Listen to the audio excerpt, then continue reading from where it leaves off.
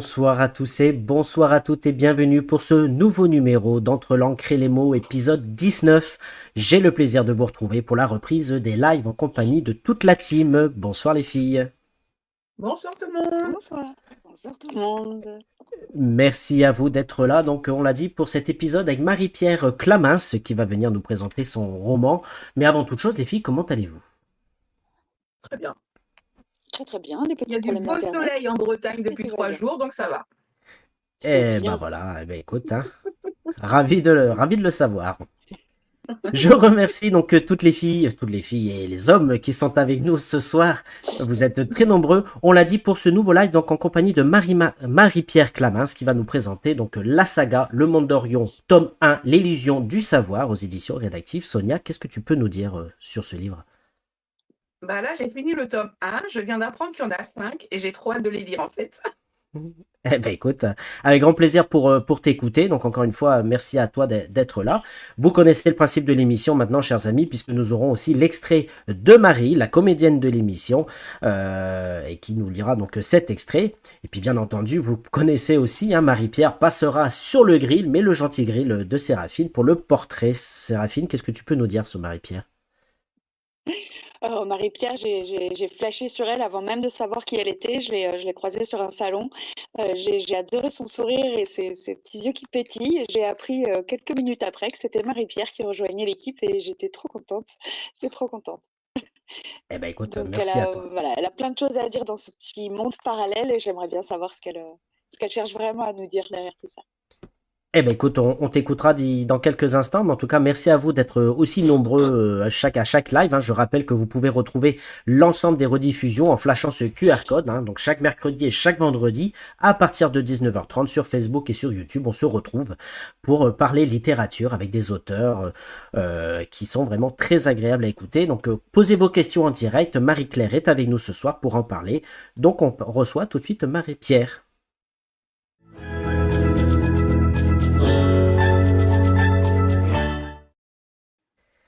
Bonsoir Marie-Pierre. Bonsoir Florian. Excuse-moi, je sais pas pourquoi j'ai tendance à dire Marie-Claire, mais c'est Marie-Pierre. Voilà, C'est Marie-Pierre. Marie-Pierre, oui, c'est ça. Voilà, bah, en tout cas, merci à toi d'être avec nous ce soir. On l'a dit pour parler de ce livre, Le Monde d'Orion, tome 1, L'illusion du savoir, aux éditions rédactives. Donc vraiment, merci à toi et merci aussi aux éditions rédactives qui permettent donc la réalisation de ces lives. Tu connais le principe de l'émission, les personnes vont poser des questions en commentaire. Le but du jeu, c'est d'y répondre. Mais avant toute chose, est-ce que tu peux te présenter, nous dire qui est Marie-Pierre Clamins? Alors, je pourrais pas me présenter sans présenter mes parents, puisque j'ai une culture du côté de maman, une culture provençale, et de côté de mon papa, toulousaine. Donc j'ai mon cœur qui est entre ces deux cultures et j'ai eu un grand-père corse aussi, donc du côté provençal, méditerranéen et Toulouse, l'état d'esprit, le rugby, l'Occitanie, voilà. Ça c'est mes parents qui m'ont influencé pas mal dans ce que je suis aujourd'hui. Sinon, je suis historienne de formation, spécialisée dans l'époque médiévale, même si après j'ai élargi mon domaine de compétences sur l'Antiquité et les civilisations anciennes, voire, comme on pourrait dire, disparues. Ça a été ma formation. Et puis sinon, je suis maman de 3 enfants qui sont grands maintenant. J'ai un grand garçon, Jason, Margot, Clémence et 3 petits-enfants, voilà, qui sont arrivés il y a pas très longtemps. Et sinon, comment me définir? Hem, je suis quelqu'un de allez, en vrac, hein, mais je suis quelqu'un d'optimiste. Je vois toujours le verre à moitié plein plutôt qu'à moitié vide. Ça, c'est la première chose. Et ensuite, je pourrais dire que je suis curieuse. J'aime découvrir, que ça soit les gens, les pays, les traditions, parce que ça enrichit ma créativité en fait, de de rencontrer et oui, c'est vraiment la base, moi je trouve que c'est vraiment la base de l'ouverture d'esprit, voilà. Et sinon, oui, j'ai quelques combats et entre autres, un qui est depuis très longtemps, c'est que je suis, comment dire? Réactive, très, très réactive, à l'injustice et aussi, de ne pas mettre des gens dans des cases parce que je trouve que ça réduit énormément, la personnalité et voilà. Et ben, en tout cas, merci pour cette belle présentation. Donc, on l'a entendu, tu as plusieurs casquettes, la casquette de maman, d'ancienne historienne, d'auteur, et justement, il y a une bonne question de Maëlys Père qui vient d'arriver. Maëlys Père, hein, qu'on remercie encore, qui est la directrice de publication édition rédactive. Maëlys Père qui nous demande comment as-tu réinvesti ton statut d'historienne dans ce premier roman. Ah ben, c'est vrai que c'est mon fil rouge, hein, c'est mon fil rouge, j'ai, voulu mettre en avant des pas ce que j'ai appris, parce que ça reste très, succinct malgré tout, malgré, 9 années, de d'histoire en faculté. Mais, ce sont toutes les choses que j'ai découvertes, pendant toutes ces années qui, n'étaient pas dans ce qu'on m'avait appris et ça m'a tellement interrogée que je me suis dit: «Là, il y a des problèmes». Et c'est pour ça que dans le livre, ça me tenait vraiment à cœur à mettre en avant, des points qui me semblent être, importants, pour les gens d'avoir une autre vision. Voilà, une vision, pas juste celle qu'on nous donne. Eh bien, écoute, merci à toi. Deuxième question intéressante de Frédéric Ricard qui nous regarde sur YouTube et qui nous demande quelle était votre principale inspiration pour écrire votre roman. Qu'on le rappelle, c'est le tome 1 et on vient, effectivement, tu viens de nous le dire, bon, on le savait, mais que c'est une saga, il y en aura 5. Il y en aura 5, oui, c'est ça. Ben la principale inspiration, ça a été, ma vie de famille. J'ai surtout vu, mes enfants. Et entre autres, la dernière de mes enfants, Clémence, qui était dans un groupe d'amis. Et je me suis dit, j'étais arrivée à un point de ma vie où j'avais analysé pas mal de choses. Je savais, j'avais même pas idée de si j'allais le mettre en avant ou pas. Et là, il y a eu une jonction et je me suis dit, ah, moi qui suis passionnée d'enquête, d'énigmes, je vais pouvoir avoir vraiment de la matière parce que les enfants, leur manière de fonctionner, ça m'a beaucoup servi. Et c'est comme ça que j'ai eu l'idée, on va dire, de départ. Et ben, en tout cas, on confirme que c'était une bonne idée, en tout cas. Merci à toi. Merci. Et justement, puisque comme tu le disais, tu as eu plusieurs casquettes, comment t'es venue l'inspiration pour écrire justement? C'est comment tu t'es dit, bah tiens, avec toutes les casquettes que j'ai, je vais me lancer maintenant dans la casquette de l'écriture. Pas de casquette pour moi. Parce que j'ai en fait pas de casquette parce que pas de case. L'écriture, c'est arrivé comme une évidence. En fait, j'ai pas, dit: «Allez maintenant je vais passer à ce stade-là pour pouvoir exprimer». En fait, j'étais en train de promener ma chienne et la nuit et tout d'un coup, j'ai dit: «Mais je sais ce que je vais faire. Il faut que j'écrive un livre». J'ai trouvé toutes les connexions en une balade d'un quart d'heure parce que c'était mûr, hein, les planètes devaient être alignées. Voilà. D'accord, merci beaucoup. Donc on remercie, hein, Calice, bonsoir à vous, merci d'être là. Merci Sonia.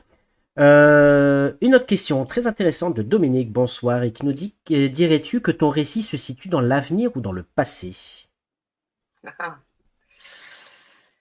Alors, pour l'instant, on va dire que le premier tome se passe, surtout dans le je mets en avant beaucoup de choses du passé pour comprendre vers où je vais amener le lecteur, vers, une vision, qui est la mienne, hein, qui est la mienne, mais très, très étayée d'éléments, réels Wikipédie, puisque je me documente énormément, que ce soit conférences, livres, documents.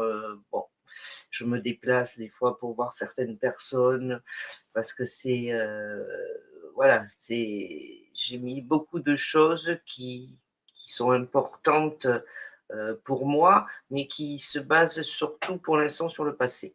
Après, bon, en démarrant le livre, on voit bien que j'exprime ce qu'il y aura dans le cinquième, donc l'avenir, mais pour l'instant, non.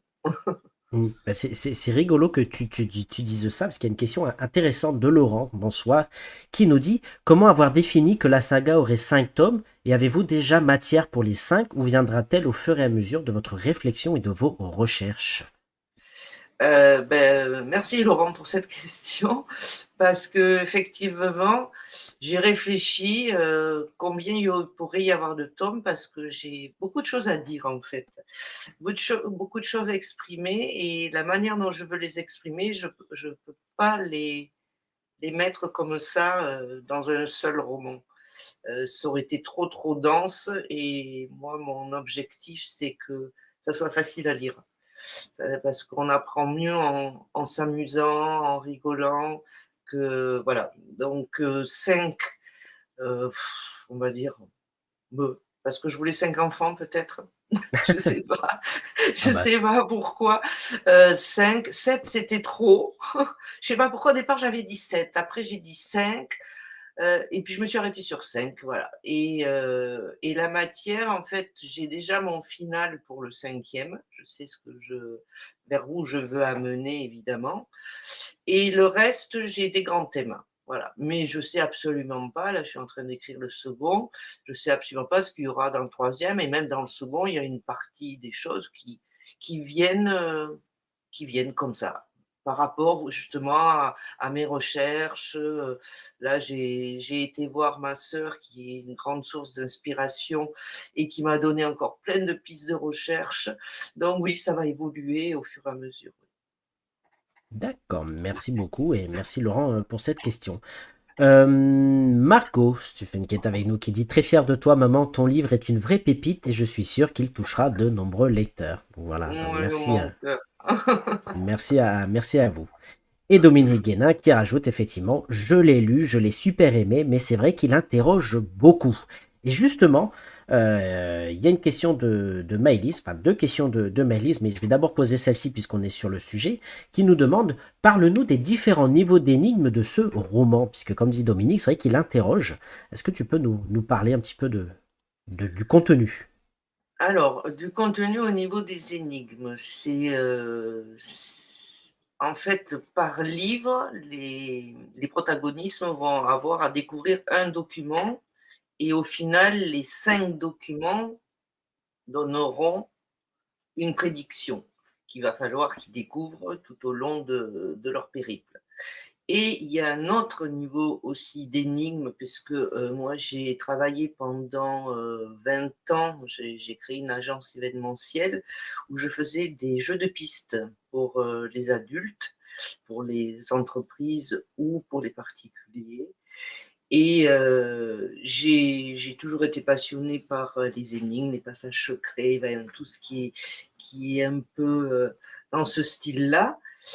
Et, euh, et c'est vrai qu'il me manquait, j'ai répondu à une frustration en fait, parce qu'il me manquait, je n'ai jamais trouvé dans un livre, un roman qui pouvait me passionner, quelque chose de plus. Et là, j'ai introduit dans chaque roman, pour l'instant dans le premier en tout cas, une autre énigme qui n'a rien à voir avec le roman, mais qui est pour les passionnés d'énigmes. C'est-à-dire que vous pouvez lire le roman comme un roman.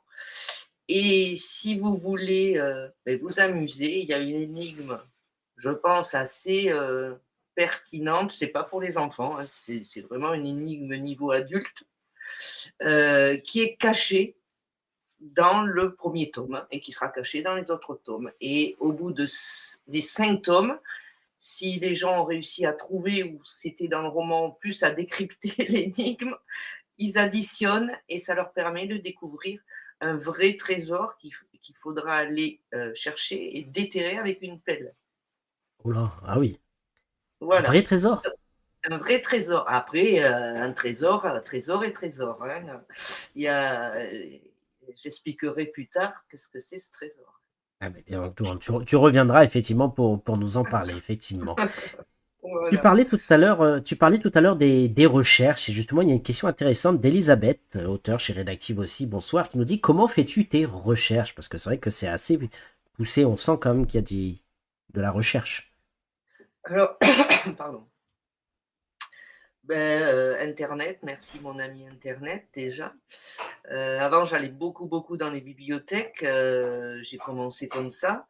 Mais bon maintenant, je travaille en fait sur certains, auteurs, certains chercheurs qui me renvoient sur d'autres chercheurs évidemment et à partir de là, alors quel que soit le domaine, hein, pas qu'en histoire, je me suis beaucoup aussi intéressée à l'astrophysique, à l'écologie, à plein de domaines différents dont que j'évoque dans le livre puisque c'est vraiment un souhait de n'évoquer simplement ces thèmes pour que les gens aillent eux-mêmes après gratter s'ils le souhaitent, puisque tous les thèmes qui sont abordés sont des thèmes vérifiés, revérifiés.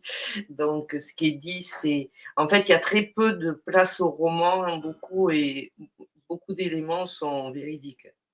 Donc, je trouvais ça intéressant. Déjà, moi, quand je tombais sur des livres de ce style, je prenais des notes, je disais, ah, ça, il faut que je vérifie, est-ce que c'est vrai, est-ce que c'est pas vrai. Et c'est comme ça que j'ai commencé à chercher. Et un me fait rebondir sur une autre chose. Et au bout d'un moment, ben, ça fait plein de connexions et ça fonctionne.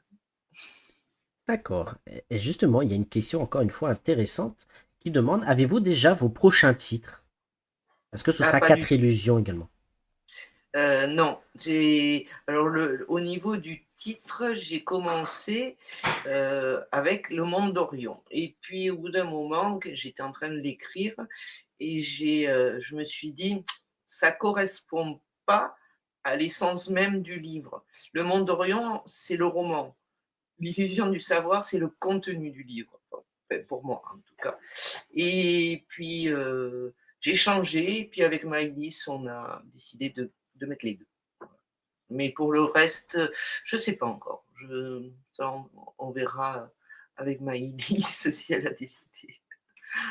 Eh ben, écoute, on verra avec Maëlys, hein, Maëlys Père, on le rappelle, qui est directrice de publication aux éditions Rédactive. Donc vraiment, merci, merci à elle pour son soutien. Donc on le voit effectivement, dans quelques instants, on aura la chronique de Sonia.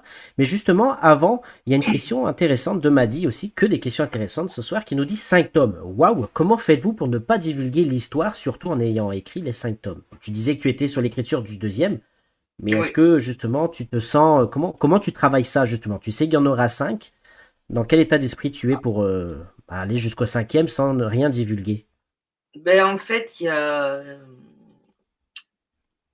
y a le comment dire? Il y a le fil rouge qui est, les syntaxes que les enfants doivent trouver et après, je j'y accroche tous les thèmes que je veux développer, en fait. Donc c'est pour ça que 5, bah, oui, je pense que j'y arriverai et c'est c'est l'énigme, donc l'histoire, elle se divulgue qu'au fur et à mesure, puisqu'on avance avec les protagonistes, et on découvre petit à petit. Donc, de chaque livre, normalement, c'est quand même une aventure, même si on sait qu'il y a une suite. Mais, ce qui est quand même assez difficile, je me suis rendu compte que c'était assez difficile de finir chaque, tome, c'est-à-dire que ça soit une histoire à part entière. Mais bon, c'est un challenge intéressant. D'accord, merci beaucoup. Tu le disais, donc le titre de ce livre, hein, c'est Le Monde d'Orion Thomas, l'illusion du savoir. Et qu'est-ce justement, alors, qu'est-ce que cette illusion du savoir que tu nous parles dans ton livre? Nous demande Maëlys. C'est quoi l'édition du savoir? Ben, c'est ce sont nos croyances, ce qui nous a été, transmis inculqués, enfin, sur lesquels on ne se pose pas toujours des questions, en fait. Et est-ce que ce sont des croyances ou est-ce que c'est vraiment la réalité? Et c'est ce que je veux amener au lecteur, qui se pose ces questions-là. Parce que ça soit en histoire, en astrophysique, comme j'en parlais, en écologie, en médecine, heu, on nous fait croire, comme dirait ma sœur, on nous fait croire tellement de choses qui sont, qui sont des fake news au bout d'un moment. Et c'est vrai que ça a été aussi le tilt en 2020 avec cette histoire de Covid, où j'ai dit, mais là, ils nous poussent trop dans un sens, c'est pour pas qu'on regarde dans l'autre. Au bout d'un moment, j'ai dit, là, il y a un bug, il y a quelque chose qui va pas. Et en fait, en grattant un petit peu tout ça, je me suis dit, mais il y a tellement de choses qui vont pas que là-dedans. J'ai dit, il y a tellement. Je dis, mais il faudrait trouver. Alors, j'avais déjà commencé à écrire, mais ça a renforcé, hein, ça a renforcé euh, les idées que j'avais. Et j'ai continué à gratter encore plus pour chercher ben, des vérités, en tout cas des pistes. Eh ben écoute, en tout cas, merci pour tes réponses claires et précises. Ce que je te propose, c'est de regarder la bande-annonce et ensuite on aura donc la chronique de Sonia. Parfait.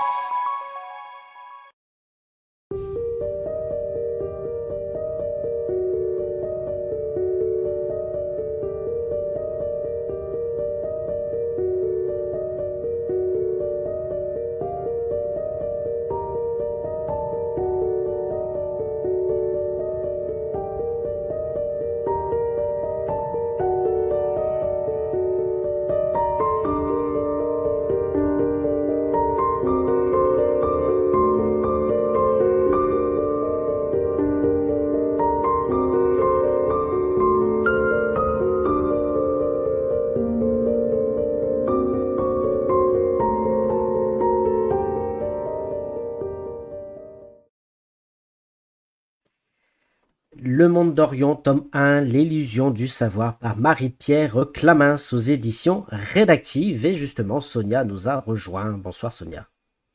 Bonsoir, rebonsoir. Bonsoir. Bonsoir. Eh bien écoute, je te propose de lancer ton jingle et nous t'écoutons donc pour la chronique.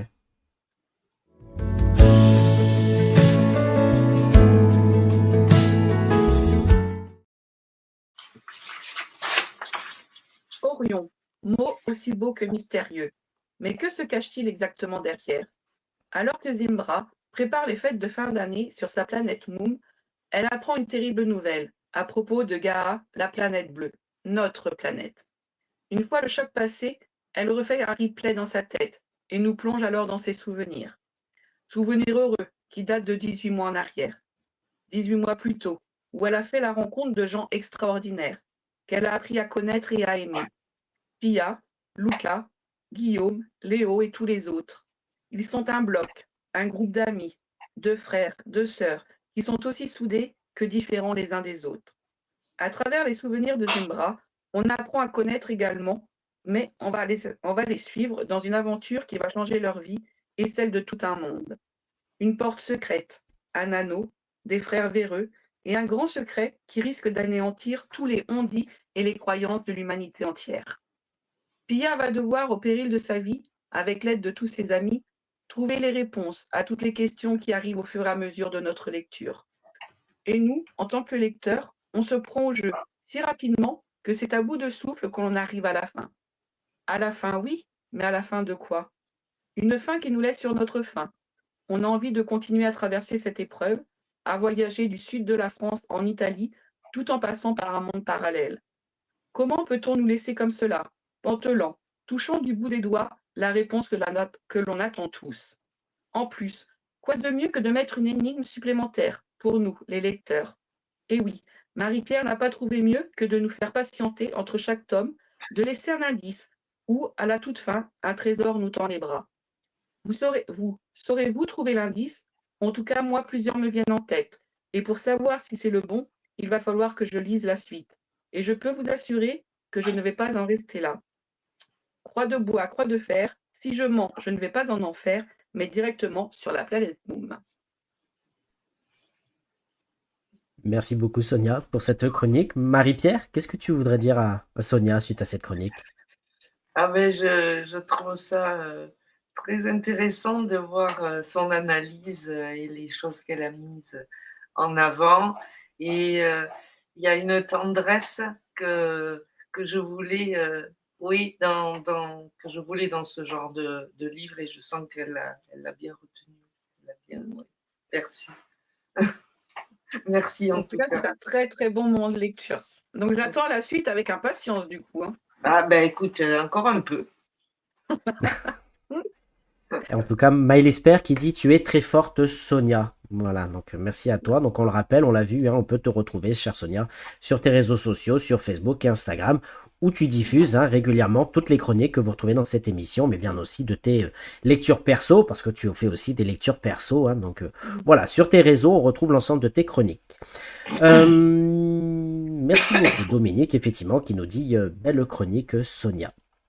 Il y avait une question intéressante et en plus tu en parlais, chère Sonia. C'est une question de Maïlis. Maïlis a beaucoup de questions ce soir. Donc attention, Marie-Pierre, pour tes réponses. Qui nous demande, est-ce que tu nous parlerais de ce passage à travers une porte que tu as personnellement vécu ou est-ce que c'est trop indiscret? On a trop dit maintenant. Alors, est-ce que tu nous parlerais de ce passage? Est-ce que tu nous parlerais de ce passage à travers une porte que tu as personnellement vécu ou est-ce trop indiscret? Ben, en fait, je comprends pas la question. Ah, bah alors. Le passage à travers une porte, je suis pas passée à travers une porte. Ah, bon, c'est pas grave. Non. Maëlys, si tu veux bien juste reposer la Oui, question, s'il te repose la plaît. question parce que là, Bon, en tout cas, elle avait posé une question bien intéressante, mais c'était quel savoir illusoire souhaites-tu dénoncer dans tes romans, Marie-Pierre? les... Elle est forte, Maëlys, ce soir. Hein. Ah oui, là, elle est bien là. Ce que je veux dénoncer, ce sont les savoirs liés à notre quotidien, ce qui nous touche vraiment. C'est-à-dire qu'on nous fasse croire certaines choses, qu'on nous culpabilise pour certaines choses alors qu'elles ne sont pas bonnes pour nous et qu'on n'y est pour rien.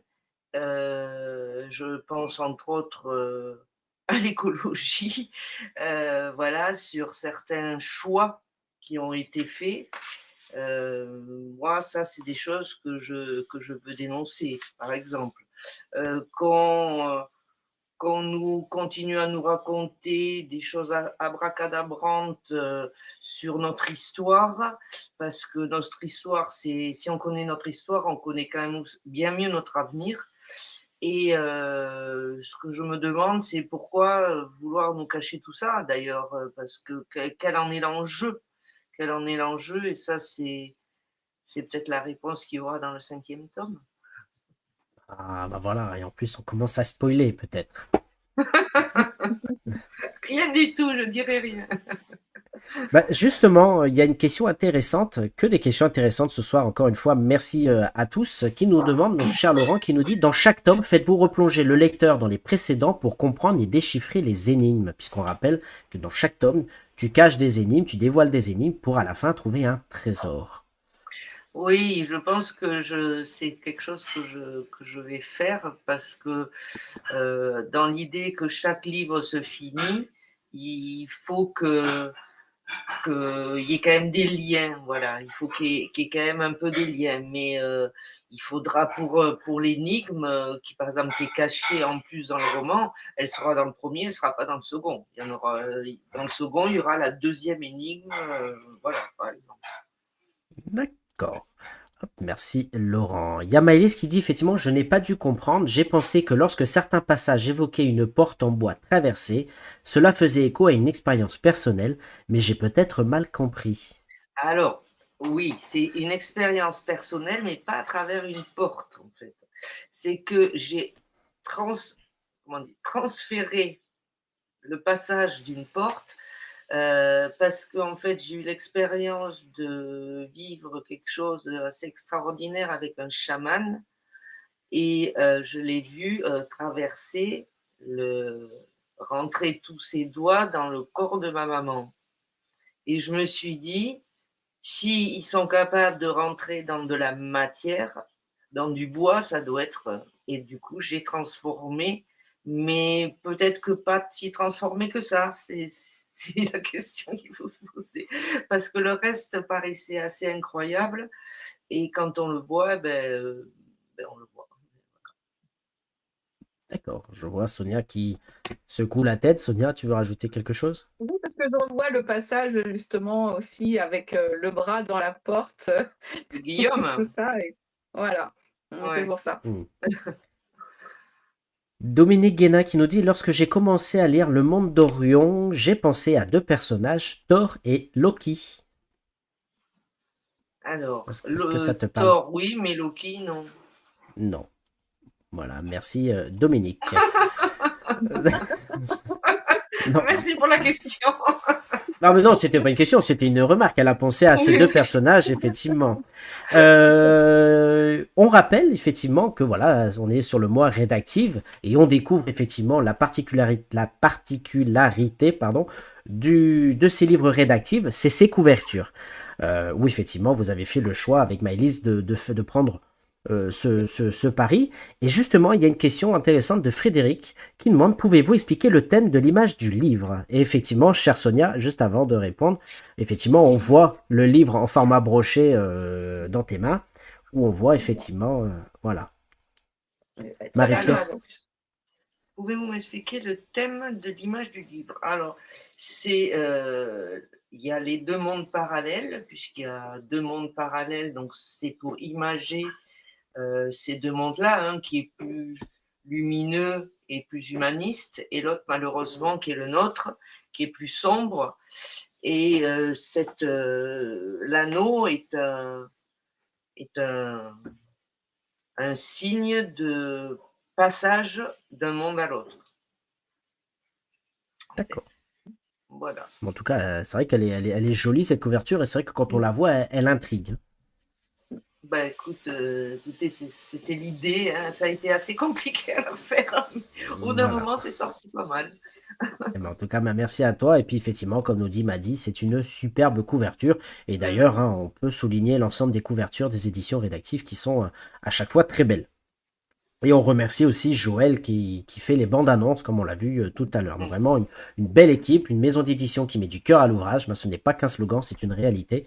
Donc, vraiment, merci à tous. Marie-Pierre, pensez-vous que certains savoirs sont réservés à certaines personnes, ou le savoir est-il universel et libre à toutes et à tous? Alors, dans la réalité, le savoir, il est pour certaines personnes, ça a toujours été ça, hein, des élites intellectuelles, ça date de très très longtemps, des gens qui avaient des connaissances en alchimie, en médecine, voilà, ça montre bien que l'éducation, quand on a une éducation, ça permet de ben oui, d'avoir une certaine connaissance de ce qui nous entoure. Et la question, c'était quoi? Je l'ai oublié. Et en fait, je réponds, mais j'ai oublié la question. Non, non, c'était pas une question. Enfin, si elle est là. Pensez-vous que certains savoirs sont réservés à certaines personnes, ou le savoir est-il universel, libre à toutes et tous? Alors, c'est ça, c'est que oui, le savoir, il est pour tout le monde. Pour moi, il est pour tout le monde, mais il y a quand même une certaine catégorie de personnes qui se le, qui se la gardent, qui se gardent certaines choses, puis une autre catégorie de personnes qui vont essayer de trouver ce savoir. C'est pour ça que lorsqu'on est curieux, ça permet d'avoir un esprit un peu critique sur ce qui arrive, sur ce qu'on nous dit. Et, oui, ça devrait être libre pour tous. Mais est-ce qu'il y a certaines personnes vont le chercher? C'est la question. D'accord. Sonia?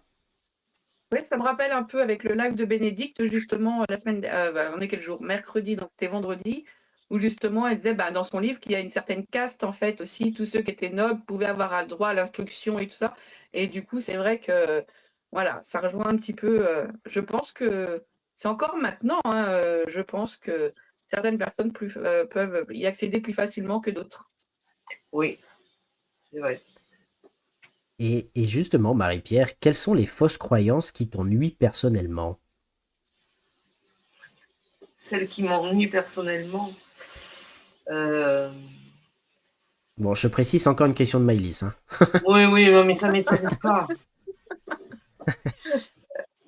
Quelles sont les croyances qui m'ennuient donc les fausses croyances. Je dirais que je veux qu'on arrête, pour moi, de nous faire prendre des lessives pour des lanternes en ce qui concerne la création de notre monde, par exemple. C'est la base. En astrophysique, on a fait d'énormes découvertes. On a fait des pas de géants en 1 an et demi, 2 ans, grâce à une personne géniale le nouvel Einstein, qui vient de compléter la théorie d'Einstein et qui a validé que la possibilité des voyages dans l'espace, ce qui était jusqu'à présent impossible. Voilà, ça c'est une croyance qui, pour moi, est primordiale. C'est important de savoir comment notre planète s'est créée et aussi la croyance de, de croire qu'on est les seuls et qu'on a été les seuls sur cette terre, en fait. On a des preuves, pléthore de preuves maintenant de civilisation antédiluvienne. Donc voilà, ça serait des choses importantes pour moi, qu'on sache comment la planète a été créée, comment le système a été créé, et depuis des milliers d'années, comment on a évolué, et qu'on n'est pas peut-être les plus intelligents malgré le système d'évolution, hein, humaine. Peut-être qu'il y a eu à un moment donné quelque chose qui a tout cassé et il a fallu repartir à zéro. Mm, Mais ça, mm. je sais pas pourquoi, ça a l'air d'être compliqué à dire. Euh, Bah, justement, comme rajoute Maïlis, effectivement, il y a ceux qui savent et ceux qui y déforment. Je pense aux médias particulièrement, effectivement. mais je suis tout à fait d'accord. Il y a pas que les médias, il y a les politiques aussi. Il y a des chercheurs dans tous les domaines qui suivent la doxa, en égyptologie. Je reparle de l'astrophysique parce que c'est tellement criant que c'en est, c'en est même ridicule au bout d'un moment. En médecine aussi, même s'il y a des choses qui ont évolué, oui. Ouais. Mm. Dans quelques instants, on aura l'extrait de Marie, mais il y a Cléa qui est avec nous, Cléa Pébernès, bonsoir, qui nous dit: J'ai enfin commencé à lire Le Monde d'Orion et j'ai déjà beaucoup accroché. Moi qui ne suis pas une grande lectrice, je suis vraiment happée par l'intrigue et j'ai hâte d'en lire plus. Bravo. Voilà, Oh, donc bah, merci à... alors, ma petite Cléa, c'est elle qui joue le rôle de Claire. Je me suis inspirée d'elle pour le rôle de Claire dans le livre. D'accord. Ouais. Justement, Sonia, est-ce que tu veux rajouter quelque chose à ça maintenant que tu as cette anecdote justement sur le personnage de Claire? Mais en fait, tous les personnages sont attachants. Je sais qu'on parle beaucoup plus de Pia et comme ça, mais c'est vrai que tous les personnages secondaires ont leur importance aussi dans le livre et dans l'énigme et dans l'histoire, en fait. Donc, c'est ça aussi qui est bien, parce qu'on apprend à les connaître au fur et à mesure et on s'attache en fait à eux. Merci beaucoup. Elisabeth, qui est avec nous, qui nous demande: Marie-Pierre, tu veux dire que tu as des doutes sur la chronologie de l'histoire? Attention. Non, non, j'ai pas des doutes, j'ai des certitudes. Ah non, c'est plus des doutes. Non, la chronologie de l'histoire a été arrangée pour que certains aient un pouvoir sur le peuple. Hein. Il y a pas, et je ne vais peut-être pas me faire des copains, mais l'Église a fait beaucoup pour faire disparaître certaines choses et elle se garde bien au chaud des documents très très importants dans la bibliothèque secrète du Vatican, entre autres. Donc, oui, j'ai des gros doutes, même plus des doutes. Eh ben, elle est tout à fait d'accord avec toi, en tout cas. Donc, vraiment, merci, Merci. merci pour tes réponses. Donc, j'ai envie de te dire, si c'est pas l'une, c'est l'autre. Laurent Alain qui nous demande, Marie-Pierre, le savoir est-il synonyme de culture et d'intelligence? Bon. Oh là là. Le savoir est-il synonyme de culture et d'intelligence? Culture, je dirais oui, mais intelligence, c'est pas l'intelligence de l'instruction, c'est l'intelligence de cœur, parce qu'on peut savoir des choses parce qu'on les a testées, parce qu'un jardinier va tester des choses. Et pour moi, c'est il y a une certaine intelligence à regarder la nature, à l'observer, à faire avec, à comprendre. Il y a eu plein de choses autour, par exemple des jardins biodynamiques, parce qu'on a compris certaines choses. Oui, je pense que culture et intelligence, culture et intelligence, mais aussi curiosité, parce qu'on peut avoir que c'est la culture si on est curieux, même si c'est empirique. D'accord. Je lisais le commentaire de Dominique qui nous dit sur la chronologie de l'histoire, c'est aussi une bonne idée qui me trotte depuis plus de 40 ans. J'ai hâte de te revoir pour qu'on en discute. Voilà. On le fera. Voilà, donc merci à toi. Est-ce que pour l'instant, là, je vois pas de nouvelles questions. Ce que je vous propose donc, c'est d'écouter donc l'extrait donc de Marie.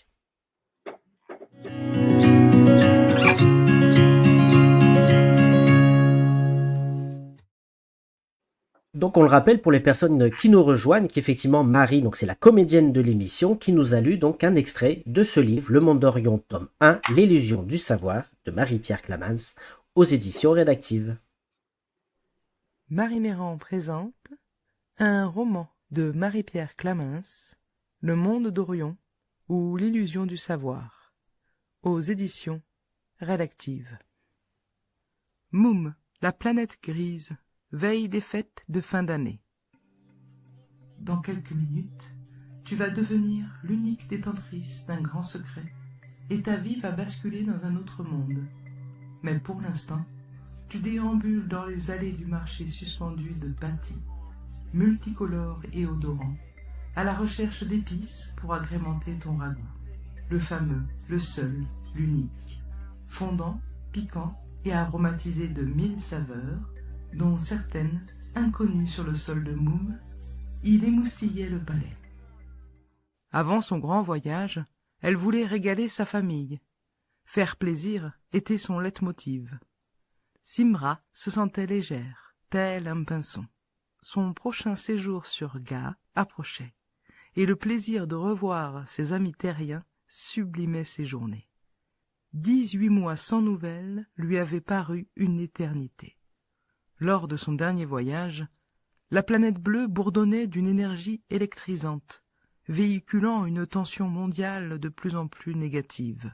Mauvais présage. Depuis, aucun signe notoire susceptible d'inverser la tendance n'avait pointé le bout de son nez. Pire, le climat perdait la boussole et le système économique de Ga aggravait la situation. Tout cela devenait très inquiétant. Ah, ne pas oublier le vin. Elle s'arrêta un instant, pensive, devant le rayon. Son esprit vagabonda sur son dernier souvenir gustatif hors norme de ce breuvage.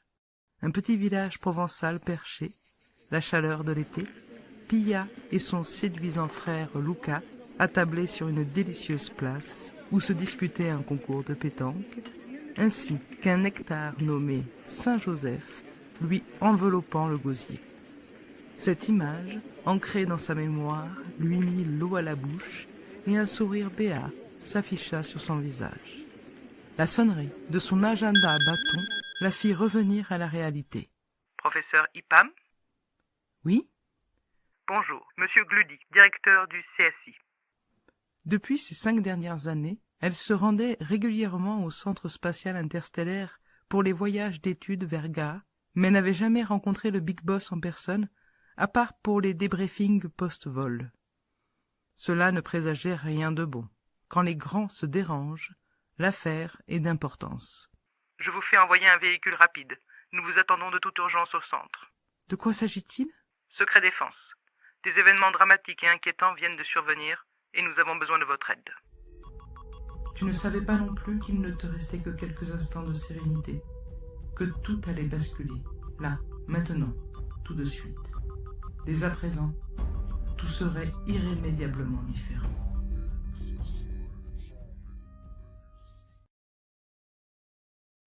Le Monde d'Orion, tome 1, l'illusion du savoir, par Marie Méran, la comédienne de l'émission. Qu'est-ce que ça te fait, Marie, Pierre, d'entendre cet extrait? Ben, ça apporte une autre dimension de l'entendre, en fait. En plus, il y a des fonds sonores adaptés. J'ai l'impression que c'est ma maman qui me lisait une histoire. Oui, c'est presque. Je reconnaissais mes mots, mais c'est très, c'est très curieux comme sensation. Eh Mais en ben, tout cas, merci merci à Marie, c'est très agréable à écouter. Sonia. Est-ce que tu veux rajouter quelque chose aussi par rapport à... Comme d'hab, j'adore écouter Marie. Et moi, je voulais juste rebondir sur quelque chose. Je l'ai noté dans le petit chat privé par rapport à tout à l'heure avec le savoir et tout ça, et l'intelligence et la culture, en disant déjà si le savoir était utilisé intelligemment, déjà, ça serait un grand pas. Ben oui. Donc, Ben, voilà. merci beaucoup. Ma petite phrase du soir. Oui, je vois, mais parce que je vois des commentaires qui arrivent et j'espère que Marie-Pierre, tu es bien Je suis prête. concentrée. Ouais. Allez. En tout cas, voilà, un commentaire qui fait plaisir. Donc, encore une fois, merci Margot qui nous dit: Waouh, j'adore cette lecture. Et moi, j'ai eu l'impression que c'était toi qui me racontais une histoire. Voilà, donc merci beaucoup, Margot, pour ce commentaire.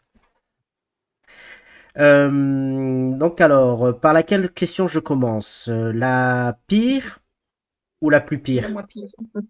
Celle que tu préfères. Allez, on va lui faire plaisir. Laurent qui nous dit: quelqu'un a dit: toute ma vie j'ai appris et j'ai souvent dit je sais. Aujourd'hui, je suis sûr que je sais. Je sais qu'on ne sait jamais. Qu'en pensez-vous? Tu as 2 Ben, heures. Merci. Et j'ai pas rajouté que en plus je suis dyslexique, donc normalement j'aurais besoin d'un temps plus grand pour la copie. Donc toute ma vie j'ai appris, j'ai souvent dit je sais, aujourd'hui je suis sûre que je sais qu'on ne sait jamais. Ben oui, et puis heureusement qu'on ne sait jamais, parce que il y a tellement de sujets, euh, comment dire, primordiaux, hein, de la vie après la mort ou pas, qu'est-ce que, enfin, sur plein de choses, l'amour, oui, on sait, on apprend, mais on ne sait pas tout.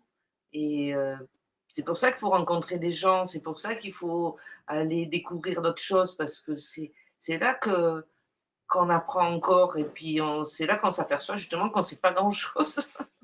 Eh ben, en tout cas, Ouais. merci pour la réponse, puisque la question n'était pas facile et tu y as répondu. Je rappelle, hein, puisque tu dis de savoir et de faire de nouvelles rencontres, que vous pouvez retrouver toutes les rediffusions et toutes les émissions le mercredi et le vendredi à 19h30, donc sur la page YouTube, mais aussi sur Facebook, où voilà, pendant 1h30, vous l'avez vu, on reçoit des auteurs pour parler donc de leurs livres, de leur passion, de leur rituel. On passe vraiment un très beau moment à chaque fois avec Sonia, avec Marie, Séraphine qui est très concentrée en coulisses et qu'on aura tout à l'heure le portrait. Mais en tout cas, voilà, merci à vous. Maïlis, question intéressante également, qui nous dit: comment est-ce que tu concilies cet optimisme qui te caractérise et la noirceur que tu prêtes ici à l'humanité et au mensonge qu'elle véhicule? Ben, c'est pas toujours évident, en fait, de concilier les deux. Alors, en fait, j'ai pris pas mal de recul ben, en apprenant certaines choses. À un moment donné, j'avais trop d'informations et ça me minait le moral. Et je me reconnaissais pas. Et ensuite, j'ai commencé à distiller ces informations et regarder ma place, là où je pouvais être utile. Et en fait, là où je suis utile et là où je sens que je peux apporter quelque chose, c'est par le biais du livre et de toutes les idées que je développe, toutes les choses que je pointe du doigt pour que les gens regardent un peu plus près avant qu'ils aient vraiment de, de la bouse sur les chaussures. Je préfère qu'ils la voient un peu avant de marcher dedans. D'accord. Bah, écoute, oui, Voilà. c'est sûr que dit comme ça, c'est mieux. Quoique, si c'est du pied gauche, ça peut porter bonheur, comme on dit. Il paraît, oui. En tout cas, merci. Donc Laurent qui nous dit bravo Marie donc pour tes réponses. Donc en tout cas, Marie-Pierre, décidément. Donc vraiment merci, merci à toi. Ce que je vous propose, dans quelques instants, on aura, vous l'avez vu, la question mystère de l'invité. Hein, donc vous le savez, hein, donc Ah oui. l'invité donc de vendredi, a posé une question donc justement à Marie-Pierre. Donc on aura l'occasion de l'entendre dans quelques instants. Mais justement, est-ce que tu souhaites rajouter quelque chose, chère Sonia? Non, pas pour l'instant. Non? J'écoute. Tu écoutes. Eh bien, écoute, en tout cas, merci à toi d'être attentive. Donc, on le rappelle, c'est un live 100% rédactive, puisque Marie-Pierre est éditée aux éditions rédactives. Mais avant d'avoir la question de notre invité, j'aimerais que tu nous dises, Marie-Pierre, justement, ta relation avec Rédactive. Comment s'est passée cette première rencontre avec les éditions rédactives? Et qu'est-ce que tu peux nous dire, justement, sur cette maison pour toutes les personnes qui ne la connaissent pas? Alors, déjà, la rencontre, c'est par une connaissance commune de Maïlis. J'avais repris des cours d'anglais et j'étais en train d'écrire et je dis bon, ben, je vais partir sur le parcours du combattant des maisons d'édition. Et elle me dit bon, mais moi je peux te demander si elle souhaiterait. Parce que moi l'idée c'était d'avoir un avis d'éditeur. Parce que quand elle m'a parlé de rédactive, je suis allée voir la ligne éditoriale et j'ai vu que ça ne correspondait pas du tout à cette maison d'édition. Donc pour moi, c'était clair que j'allais pouvoir avoir peut-être l'opportunité que quelqu'un du métier me dise ce qu'elle en pensait. Et voilà, c'était au départ ça. Et puis en fait, j'ai eu besoin d'une nouvelle correctrice. Maïlis était disponible pour faire ces corrections. Et quand on a dû débriefer pour les corrections, elle m'a dit ben, en fait, je vais t'éditer parce que j'ai pas trouvé encore de livre jeunesse fantastique, même si pour moi c'est pas trop jeunesse, mais bon, ça on en a parlé. Et voilà comment ça s'est fait en fait. Donc j'ai été agréablement surprise, fière aussi hein, que quelqu'un de la qualité de Maïlis et de ses choix surtout trouve de l'intérêt à ce que j'écrivais. Et puis je l'ai rencontré, j'ai rencontré quelques auteurs et autrices début décembre, puisque mon livre est sorti début décembre et je connaissais personne, donc je suis toute nouvelle dans la maison d'édition. Et j'ai eu un accueil, j'aurais pas imaginé. Voilà, j'aurais pas imaginé d'avoir l'impression de rentrer dans une famille que je connaissais pratiquement déjà, chaleur et d'un humanisme qui me correspond bien, et aussi un côté subversif, c'est ce qui m'a plu aussi dans la couverture, de faire le contraire. Et quand elle me l'a présenté, je dis ah mais c'est vraiment l'état d'esprit, ça me correspond. Voilà, on ne fait pas les choses comme tout le monde, on ne met pas les gens dans des cases, on se démarque et on bouge, il y a de la vie. Et ça, voilà, moi c'est ce qui me correspond. Et c'est ce qui me plaisait, ce qui m'a plu beaucoup. Eh ben, en tout cas, merci à toi. Effectivement, on sent cette énergie quand on t'écoute parler, quand on te voit, quand on écoute aussi tous les auteurs qu'on a eu la chance de recevoir. Et d'ailleurs, on le voit hein, qui circulent. Vous pouvez les retrouver, tous ces auteurs, ainsi que tous les livres, hein, donc sur www.redactiveedition.com. Et toi, Sonia, qui connaît bien aussi cette maison d'édition, qu'est-ce que tu peux nous dire sur cette maison d'édition? Moi, franchement, oui, c'est ce qu'on dit, c'est l'humanité qui ressort en fait, mais de toutes les personnes qui font partie, que ce soit les auteurs, Maïlis et tout ça. À chaque fois, je les ai eu l'occasion de les voir en vrai seulement une seule fois. mais c'est tellement agréable de discuter avec tous, hein, que ce soit les auteurs, Maëlys. On fait des rencontres formidables et surtout, Maëlys a le nez, on peut dire, comme un parfumeur, en fait, pour trouver l'auteur et c'est que des auteurs formidables qui se trouvent dans cette maison d'édition. Et pour Eh, rajouter, je voudrais rajouter que mon fils de 14 ans a lu la 4e de couverture et il est très intéressé pour le lire, hein. Donc Ah, ben, sympa. voilà, je pense que ça peut aussi plaire à des jeunes. Oui, je pense aussi. Mais Mm. c'est vrai que les messages, pour moi, c'était vraiment l'illusion du savoir et pas juste un roman. Et je m'étais posé la question, est-ce que des gens un peu trop jeunes, bon, bref, on verra bien. mm. En tout cas, merci à toutes les deux. Donc, merci Thalie, hein, Sonia en vrai, hein, c'est plus une légende hein, maintenant, c'est une réalité. Ah, Jackie Pommier qui nous dit bravo Marie-Pierre, je suis fier de toi. Je t'attends avec impatience. Je t'attends avec impatience de lire Le Monde d'Orion. Voilà. Donc vraiment Et oui, ça merci à vous. c'est grâce, j'ai commencé à traduire mon livre en anglais avec Jackie, qui était ma prof d'anglais. D'accord. Parce que c'est un Ouais. projet de le sortir en version Non, non. pas pour l'instant du tout. Mais comme on parlait de plein de sujets, ben, j'ai dit, j'écris un livre, on va parler de tous les sujets qui sont dans le livre et on parlait en anglais. Donc, ma petite Jackie. Merci à vous en tout cas. Merci à vous tous en tout cas pour vos questions, pour votre présence nombreuse ce soir. Ce que je vous propose maintenant, bah, c'est d'écouter la question de l'invité.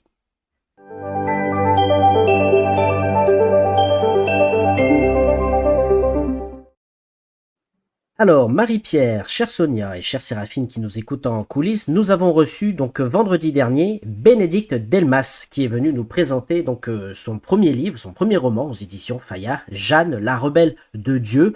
Hein, donc effectivement, on la connaissait, on l'a vu hein, pendant ce live en tant qu'actrice dans la série Sous le soleil, dans le rôle de Laure pour les plus jeunes. On l'a vu aussi en tant que réalisatrice pour son téléfilm Elle, les filles de Plessis, si je me souviens bien, si j'écorche pas le nom, hein, pour un téléfilm. Duplessis, voilà. Et merci Sonia. Et effectivement, elle a lancé son premier roman aux éditions Fayard. Et justement, elle était avec nous ce vendredi et elle a une question pour toi, Marie-Pierre. Alors, moi, c'était davantage sur le process d'écriture. Ma question serait euh, comment est-ce que tu fais le choix de tes sujets? Et ensuite, quelle est ta routine d'écriture? Comment est-ce que tu lances ton process de créatif, en fait? Ok. Alors le choix des sujets, ben, on en a un petit peu parlé.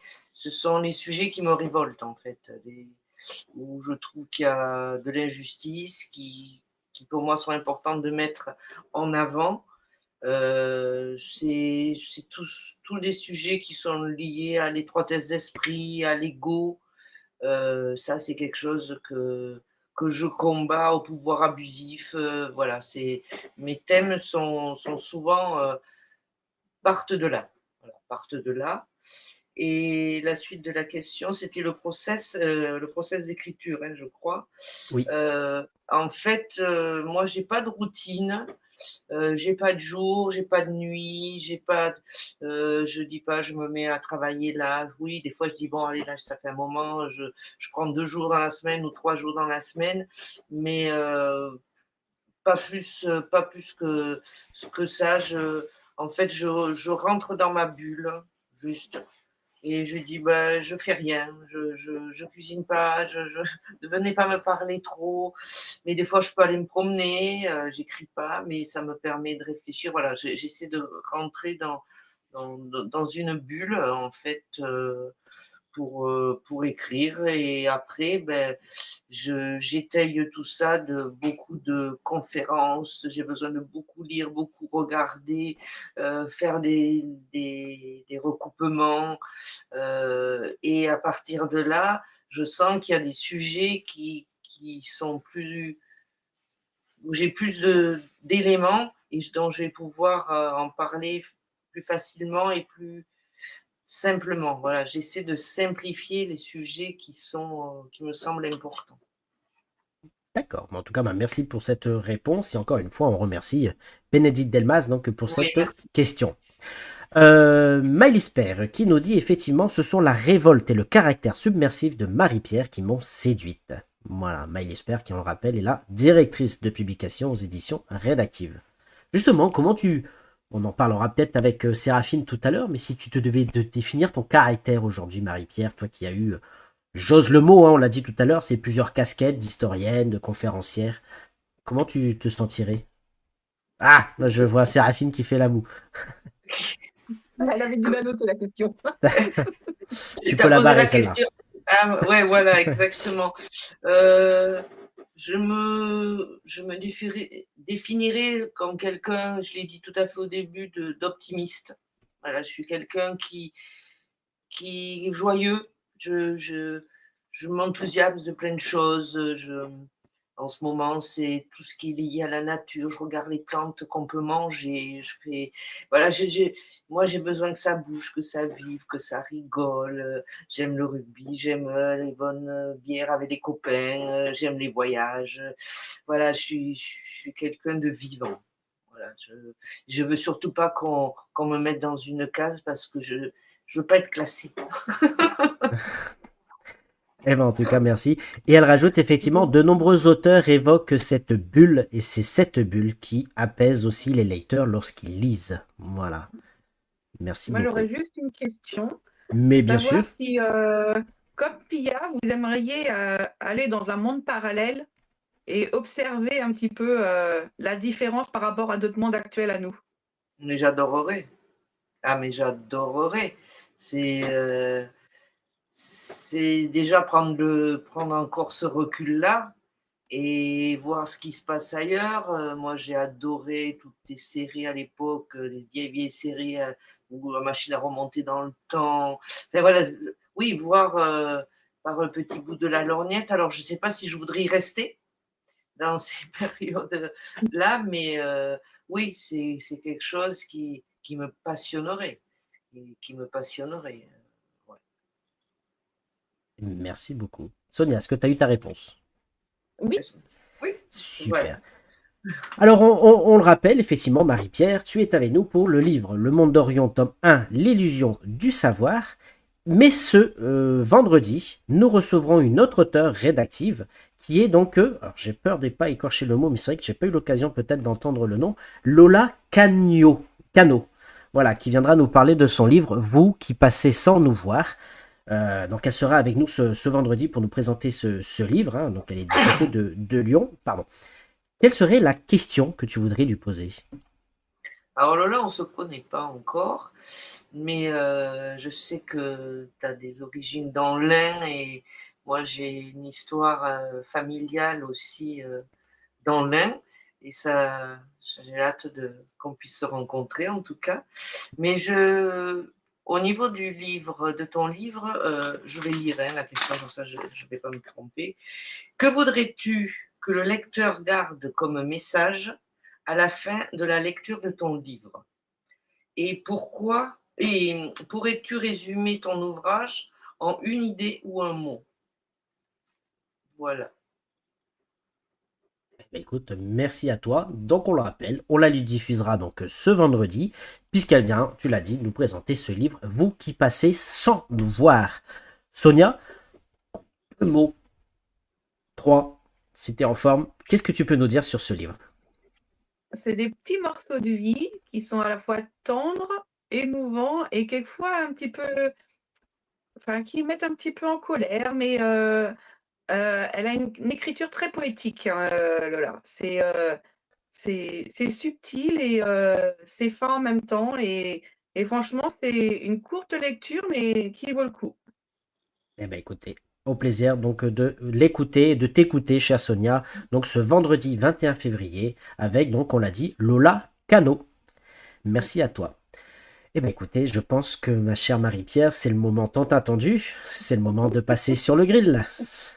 Je propose donc d'accueillir notre chère amie Séraphine. Ah, t'aimes bien quand je dis ça, hein? Là, c'est son moment préféré, là.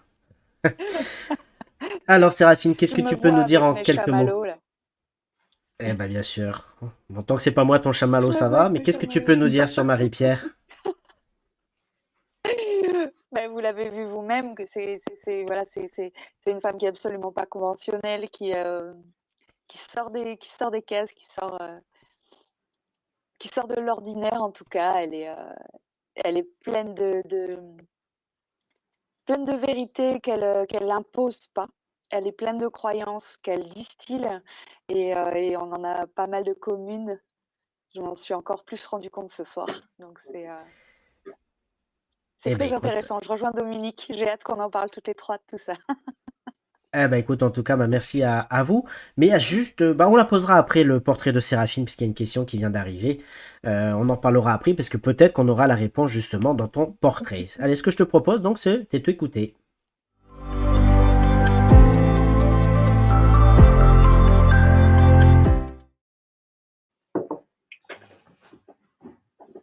Je suis Coucou. prête. Coucou. Déjà, juste, tu as demandé à Lola si elle pouvait résumer son livre en une idée, en un mot ou en une idée. Est-ce que toi, du coup, ce serait illusion, Ben oui. le mot? Ah ben c'est tout à fait. C'est pour moi, c'est le titre, l'illusion du savoir. C'est vraiment nos croyances, les faire bouger un peu, tu sais, Orangina, Mm. et, euh, et voir ce qu'il en reste de vrai avec un autre éclairage, en fait. Mm. C'est clair. Mm. Et t'as dit que les planètes devaient être alignées le jour où t'as commencé, enfin, où t'as vraiment décidé d'écrire. Est-ce que c'est cet alignement qui t'a fait penser à Orion? Alors non, c'est pas cet alignement, mais je lisais euh, comment il s'appelle Edgar Cayce, qui est un Américain qui est décédé, hein,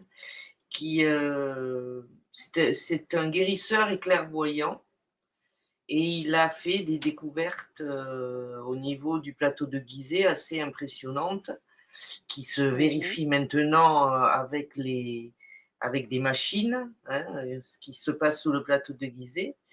Et le Ouais. Sphinx est orienté sur la constellation d'Orion. Il regarde la constellation d'Orion et la question a été posée, est-ce que on ne viendrait pas de là? Donc quand j'ai vu ça, j'ai dit vrai ou pas vrai, c'est trop bien, je mets Orion. Je pars là-dessus. C'est trop bien, je Je pars pars là-dessus. là-dessus. Exactement. J'ai dit il est trop bien lui. Et si tu devais, ce monde, notre monde, si tu devais lui donner un titre de film, est-ce que ce serait plutôt Matrix, l'illusion?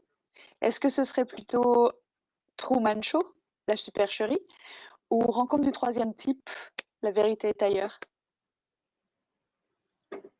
Je pencherai pour le troisième. J'en étais sûre, j'en étais sûre. Oui, je pencherai pour le troisième. Parce que parce qu'il y a un peu d'étroit, il y a un peu d'étroit, mais si on arrive à comprendre déjà cette autre dimension qu'on nous cache, on traite les gens de complotistes parce qu'ils osent, ou on bannit certaines personnes parce qu'ils ont osé parler de ça, alors que ce sont des très grands professionnels reconnus dans le monde entier. Ça, ouais. Déjà, en plus, ça me révolte, mais voilà, oui, je serai sur la troisième réponse. Ouais. Mm. Du coup, par rapport à la première de couve, la question que j'ai envie de te poser, c'est justement, à quoi pouvons-nous croire? Ben, il y a la réalité, hein, il faut rester sur une réalité. Euh, Ce qu'on peut vraiment croire, c'est ce qu'on va aller chercher pour trouver notre propre vérité, en fait. C'est vraiment Mhm. ça. C'est en regardant, moi je pense que en regardant en arrière, on ne peut avancer que lorsqu'on connaît ses origines. C'est pour ça que les enfants qui sont adoptés vont retourner. Moi, j'ai une grand-mère et un grand-père qui sortent de l'orphelinat. C'est des choses auxquelles j'ai pensé oui, c'est quelque chose qui me paraît évident de voir ce qu'il y a eu avant pour ben, mieux se diriger en fait. C'est pour ça que tu as fait des études d'histoire, du coup? Qu'est-ce qui t'a poussé vers l'histoire? Qu'est-ce que tu y cherchais? Alors déjà, j'ai eu une rencontre avec un professeur en quatrième et en troisième qui m'a enthousiasmé, qui nous racontait l'histoire. Voilà, on n'apprenait pas l'histoire, il nous racontait l'histoire. Et j'ai dit, moi, je veux faire de l'histoire. Et puis, je me suis pris une gaufre au bac en histoire. Bon, après, bon, il y avait eu des problèmes, mais qui n'étaient pas de mon fait. Et je suis partie donc en sociologie. Et après, j'ai repris l'histoire parce que c'était pour moi quelque chose. J'avais besoin, je sentais que j'avais besoin de connaître mes origines. Et un jour, j'ai eu à une soirée l'occasion de rencontrer une astrologue qui m'a fait mon thème et qui m'a dit, toi, dans ce qui est une des points les plus importants, ce sont tes origines. Les origines, elle dit, et si tu es historienne, c'est pas par hasard. Donc en fait, je ne sais pas pourquoi j'y suis allée vers là, mais en fait, c'était déjà visiblement écrit. Oui, voilà. D'accord. Et de là sont parties tes recherches, ton amour pour les énigmes, c'est de là Ouais, finalement que tu as commencé à chercher à savoir et donc oui, à aller chercher les grandes énigmes. oui, moi je me suis cherché longtemps avant de partir dans cette direction, mais ça a toujours été là et c'est pour ça que j'avais créé une agence événementielle où je faisais que des jeux de pistes en France et à l'étranger et je me suis éclatée Mhm. là-dessus. Et oui, en fait, ça concrétise ce livre toutes mes, tous mes amours, tout ce que j'ai aimé l'histoire, les ressources humaines, la communication, euh, tous les intérêts que j'ai, petit à petit, je les distille dans le livre, ou les Mhm. frustrations comme l'énigme que j'ai rajoutée dans le livre parce que ça, j'avais Oui, jamais oui. trouvé. Voilà, Mhm. c'est une espèce de, je vais peut-être fort comme mot, mais c'est une espèce de mission. En fait, pour moi, c'est une Oui, mission. Voilà, d'accord. j'ai trouvé toutes les choses qui pouvaient s'engranger l'une dans l'autre. Non, pas engranger, comment on appelle ça quand on. Imbriqué, imbriqué. Imbriquer, merci. Mm, Qui mm, pouvaient s'imbriquer. Et, et voilà, et du coup, ça vient un peu naturellement, l'écriture. Des fois, on me demande beaucoup de questions, mais c'est comme ça.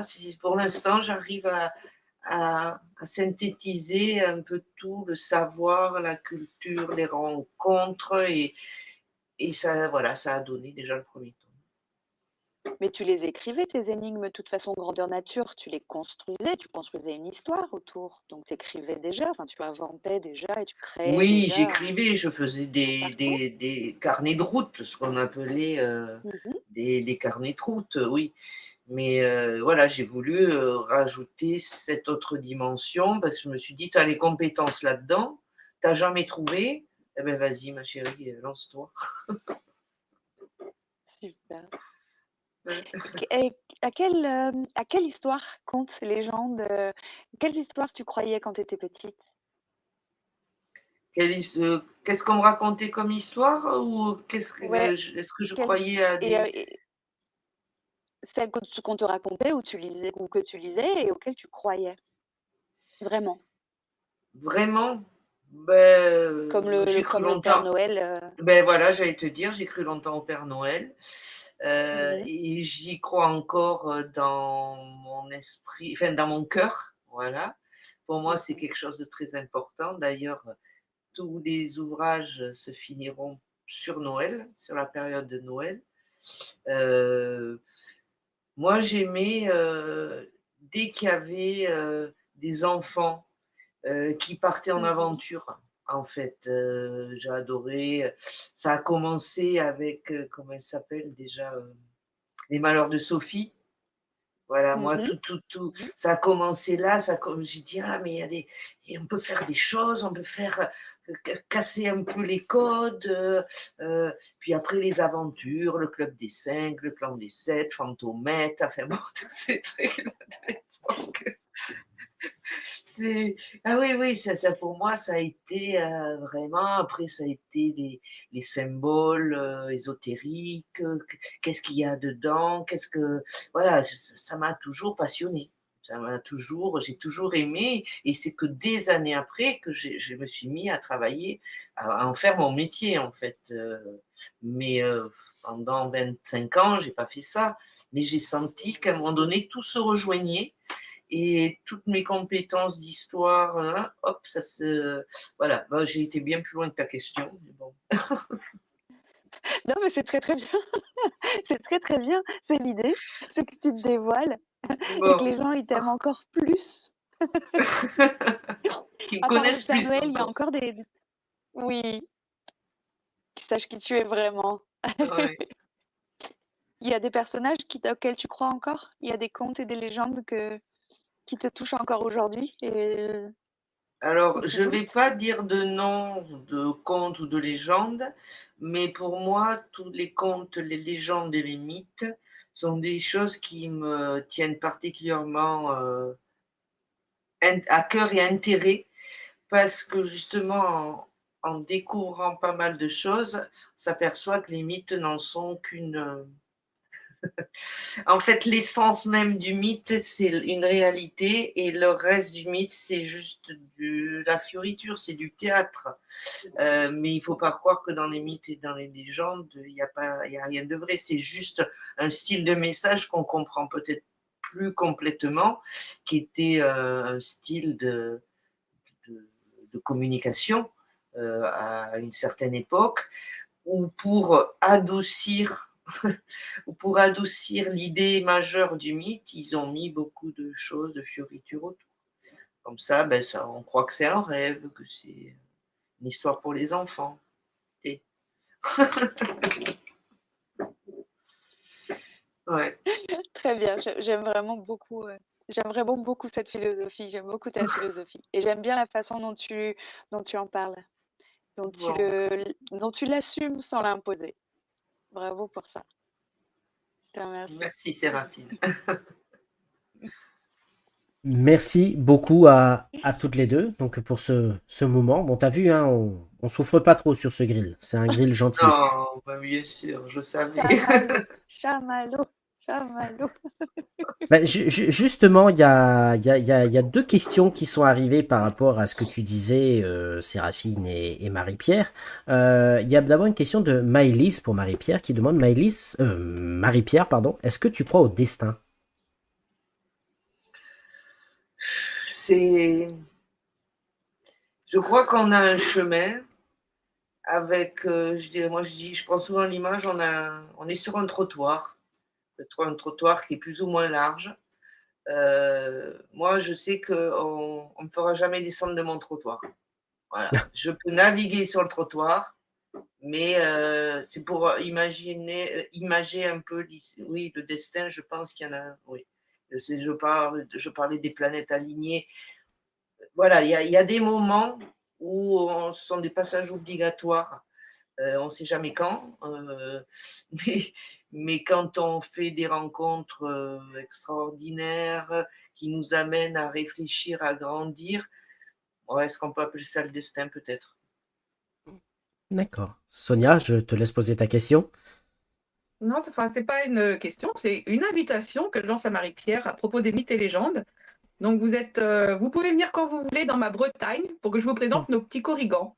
Ah Voilà, oui, que je suis sûre qu'ils existent. Et voilà, donc quand on se promène du côté de Brocéliande, on peut les entendre à travers les arbres et les je les, pierres. Et je les ai entendus d'autant plus que ma dernière petite, qui était petite à l'époque, quand on est allé dans la forêt de Brocéliande, ils ont joué à cache-cache et elle s'est cachée dans un tronc d'arbre et elle a disparu. Et on a entendu que des petits cris au bout de 10 minutes qu'on la cherchait partout parce qu'elle n'arrivait plus à ressortir. Donc Euh, j'ai pensé à eux, oui, au petit lutin. J'ai les dit, petits bah, lutins. c'était un vrai petit lutin là, mais ça aurait pu être un autre. Aïe, Mais aïe, aïe. bien volontiers. C'est une destination que j'ai envie d'aller voir parce qu'il y a une personne que j'aimerais rencontrer qui travaille sur les mégalithes. Et d'ailleurs, dans mon deuxième livre, et je vais mettre en honneur cette personne qui mérite un travail extraordinaire. Cette personne. Voilà. Eh ben, merci à toi. Donc, ça sera peut-être l'occasion. Eh Voilà, ben, avec... exactement. Enfin, elle dit ça, elle dit ma Bretagne, mais c'est pas que sa Bretagne, hein, c'est un peu la mienne Si, aussi, c'est hein. ma Bretagne. Tu t'es exilé, c'est ma Bretagne maintenant. Je pense à tous ces contes de princesses qui sont fondamentalement tellement cruels pour les femmes notamment, nous rajoute Maëlys par rapport à ce que vous disiez toutes les deux tout à l'heure. Oui, oui. Séraphine, Marie-Pierre, est-ce que vous voulez rajouter quelque chose? Oh, ben là, non, et on pourrait rajouter des heures et des heures de discussion sur les mythes et C'est les ce que j'allais légendes. dire. Hein. Je rajouterai rien parce que ça va prendre des plombs, je vais encore me faire engueuler. Exactement. Oui, c'est ça. Eh ben, en tout cas, on a une question de Laurent, justement, qui nous demande, Marie-Pierre, êtes-vous une optimiste révoltée ou une révoltée optimiste?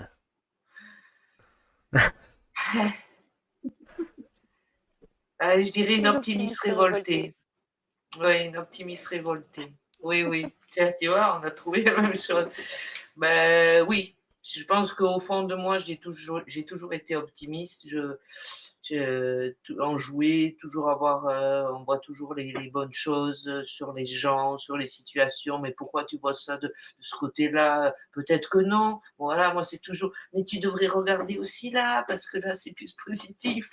Euh, mais les années ont fait que, oui, il y a plein de révoltes, de choses qui sont pas justes. Voilà, tout simplement, des choses qui sont pas justes. Et ça, alors avant, dès qu'il y avait quelque chose de pas juste, je pleurais beaucoup. Puis petit à petit, je pleure moins, mais ça m'arrive encore souvent. Puis ça, je le calcule pas, c'est au cœur, hein, ça dirait que ça va au cœur. Donc, ouais, je reste optimiste, mais je suis révoltée sur pas mal de fonctionnements et de discours. Mais Hmm. je fais avec. J'allais envie de dire sans pleurer, qu'est-ce qui te révolte le plus aujourd'hui? Qu'on nous prenne pour des imbéciles, que les gens ne soient pas respectés, en fait, quels que soient les gens, les animaux, qu'il n'y ait pas ce respect, cette humanité qui devrait être la base, qui devrait être la base, et ça se passerait tellement bien. Ça se passerait tellement bien si s'il y avait une écoute et un ego moins surdimensionné. Voilà, ça serait tellement plus doux. Je dis pas idéal, hein, mais plus doux. Eh ben, écoute, merci à toi, comme nous dit Laurent, un grand merci, c'était top. On le rappelle que tu étais avec nous ce soir, Marie-Pierre, pour nous parler de ce livre, le tome 1, Le Monde d'Orion, l'illusion du savoir, aux éditions rédactives. Je laisse Sonia nous dire quelques mots pour terminer cette émission. Moi, j'aurais juste aimé savoir, le jour où vous allez mettre le mot fin au 5e tome, est-ce que vous avez déjà une idée sur quoi vous allez pouvoir écrire plus tard? Eh bien, je me suis posé la question. Et la chose qui m'intéresse aujourd'hui, je pense qui m'intéressera dans 5 ans ou 6 ans ou 7 ans, je ne sais pas le temps que je finisse, parce que je pense que j'aurais évacué par ces romans les choses importantes que je voulais dire. Donc je pense que je passerai à autre chose. Et je ne sais pas si j'aurai l'idée, l'imagination, la matière pour écrire d'autres romans. Donc j'aimerais écrire des scénarios en fait. J'aimerais changer de... Et comme j'ai eu une proposition il y a très peu de temps avec quelqu'un qui en écrit depuis longtemps, je me suis dit, bah, Peut-être c'est pas le hasard, hein, le destin, c'est pas le hasard. Quand j'aurai fini d'écrire, ben, peut-être que j'aurai l'opportunité, on verra, Inch'Allah. Chouette. Donc tu feras peut-être le parcours inverse de notre invité de mercredi, quelle journée? Oh, putain, je sais plus. Vendredi dernier, Bénédicte Delmas, qui a commencé actrice, qui a fini auteur. Pourquoi pas imaginer Marie-Pierre Clamins qui va commencer auteur et finir actrice, en Ouais, étant non, passée ça, par la case réalisation. ouais, je pense pas à ça, mais bon, Ah, il faut euh, jamais dire jamais, hein.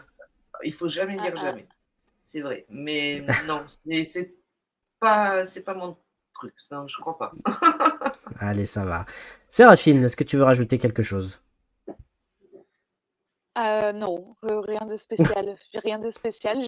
Justement, non, j'aime bien ce mot de la fin et puis voilà, moi je reste sur son sourire et sur On ces reste mots. sur le tien C'est aussi, hein, rien. de sourire. Hein. T'es une vraie Ouais, c'est lumière. une vraie rédactivette. Une Le vraie sourire, réactivette. c'est fourni avec. Voilà, C'est dans le CV. Si t'as pas de sourire, tu rentres pas. Tu rentres. effectivement. Tu rentres pas, effectivement. Et comme nous dit Margot, bravo maman, plein de belles choses. Voilà, donc Merci, ma merci à, chérie. à toi. Qu'est-ce que tu veux dire pour terminer, Marie-Pierre? Que ce soit aux membres de l'équipe ou à toutes les personnes qui ont posé des questions ce soir.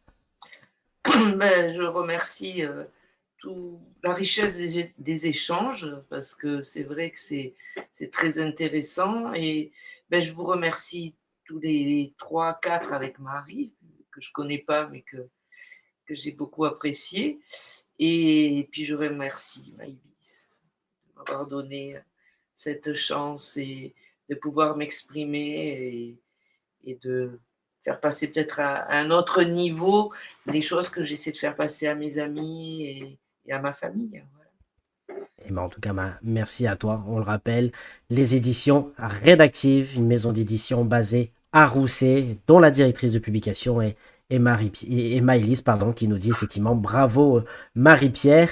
Elisabeth qui nous dit trop envie de savoir, du coup, je commence à lire leur livre dès demain, celui que tu m'as gentiment dédicacé. Bonne soirée. Voilà, merci à tous. En tout cas, merci à toi, Marie-Pierre, d'avoir été avec nous donc pour nous présenter ton ouvrage. Merci évidemment à Sonia. Merci Sonia, en tout cas, pour. Voilà, et on les voit effectivement. Voilà, allez, sortez tous vos livres. Voilà, effectivement.